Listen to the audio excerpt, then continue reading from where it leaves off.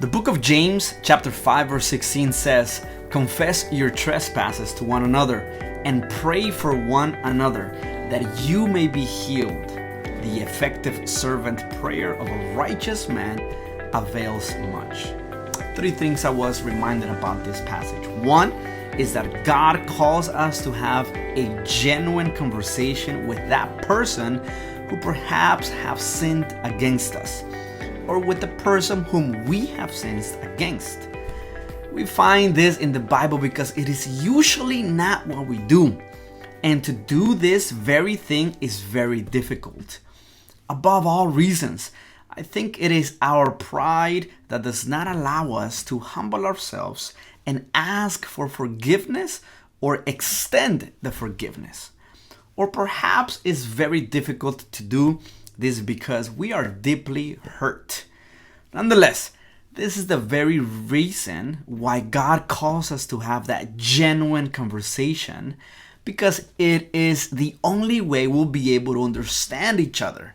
Has it ever happened to you when someone did something or you did something to them, and days, weeks, and perhaps months and years went by without talking to one another, but you talk about them with other people?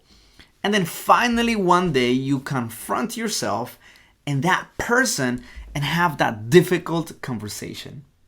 And it is then and only then when you have that, oh, that's what you felt. Oh, that's what you understood. That's what you saw. Oh, no. And something clicks in your mind and you have that aha moment. Has that ever happened this to you? I think it has happened to many of us because we chose to ignore our feelings and postpone that conversation. We filled our hearts with poison until we followed the advice and the command of James 5:16. Confess your trespasses to one another and pray for one another so that you may be healed. And it is then and only then that our hearts start to heal from that wound. And all it needed was a genuine conversation. Believe it, live it, share it.